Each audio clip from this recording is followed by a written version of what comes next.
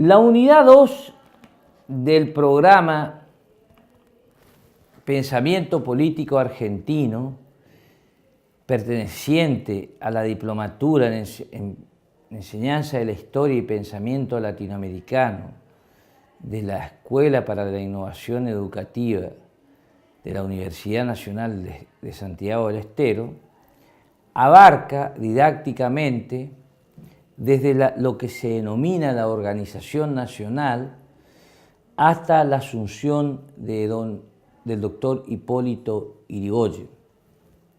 Como hemos dicho ya en la primera unidad, que abarcó desde 1810 con los antecedentes del Virreinato de Río de la Plata anteriormente hasta la caída de Rosas, no existen cortes en la historia. Lo que estamos haciendo son cortes didácticos para que ustedes vayan, a medida que van leyendo el material, vayan y mirando el video, van incorporando sus propios conocimientos, sus propios aportes, sus propias dudas, sus propias sugerencias, como para ir formando lo que se denomina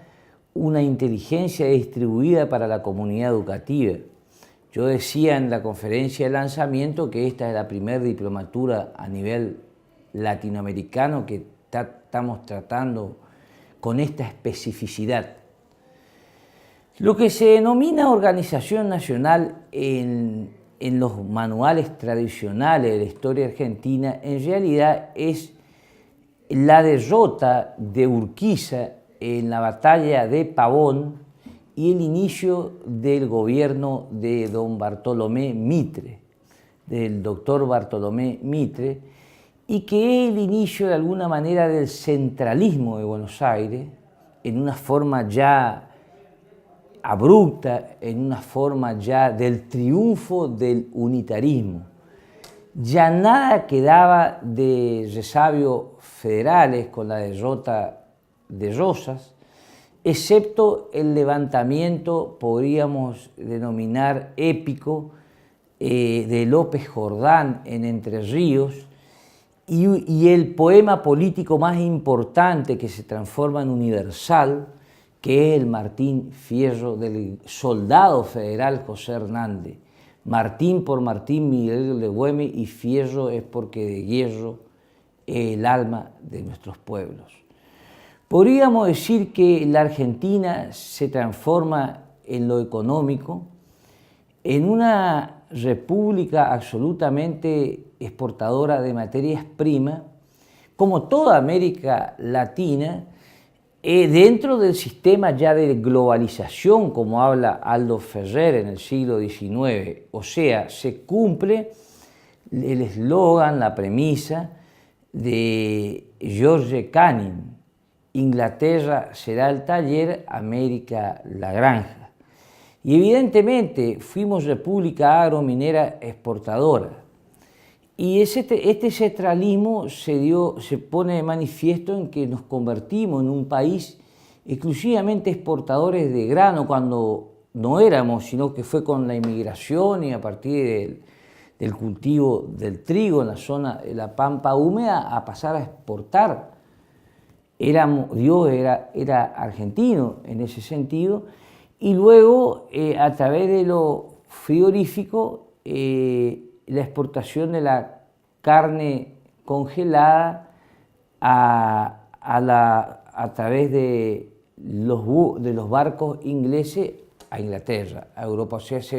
nos vamos transformando en una proveeduría, en una factoría, pero con cierta elegancia, en el que Buenos Aires, el unitarismo que había triunfado, se había transformado en la París de Sudamérica, a tal punto que es la época que nace en 1880 el Teatro Colón, el Congreso, los grandes edificios que luego fueron embajadas, el Diario de la Nación, el Diario de la Prensa, oro por todos lados como ornamentos de los edificios, y un interior periférico, agrario, pobre, rural. Éramos dos Argentinas. Y por un lado se había producido a nivel externo un verdadero genocidio del último polo de resistencia nacional que tuvo América del Sur, que fue el Paraguay, del doctor Rodríguez Franci y del don Carlos Antonio López y el mariscal López, que había tenido un desarrollo endógeno, que había tenido la primera fábrica de ferrocarriles con capitales propios,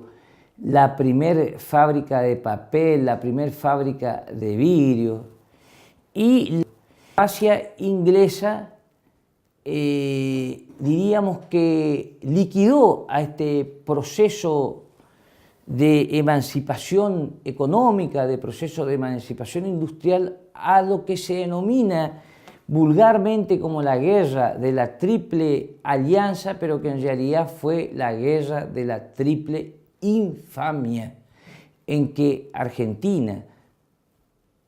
Uruguay y Brasil destrozan al Paraguay y que quedó de 1.500.000 habitantes a 250.000 habitantes. Eso significó la época de mayor fratricidio, de mayor tragedia de la América hispánica, y por el otro lado la liquidación de toda tentativa federal en lo que sería la tierra argentina, y como ejemplo de eso podríamos denominar el aniquilamiento de dos caudillos,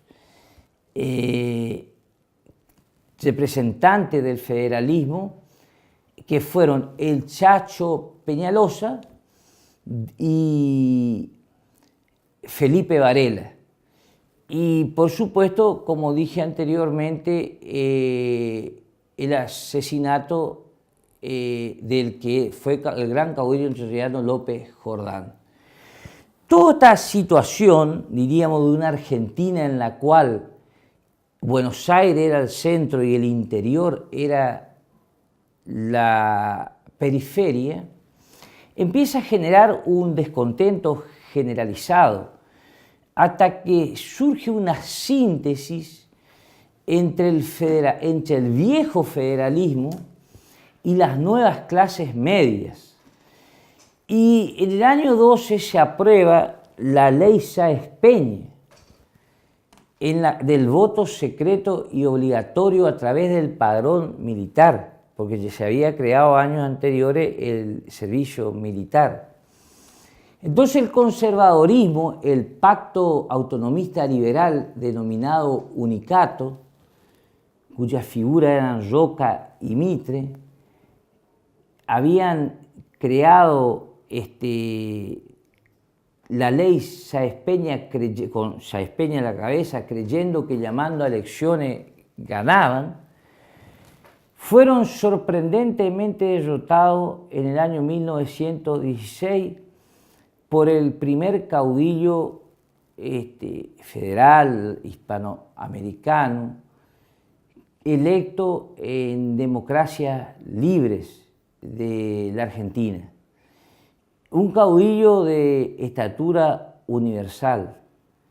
el fundador de la Unión Cívica Radical. Me estoy refiriendo nada más ni nada menos al reparador nacional, como él decía, yo vengo a reparar lo nacional. Me refiero, como dije, al doctor Hipólito Yrigoyen. Con el doctor Yrigoyen terminamos la unidad 2.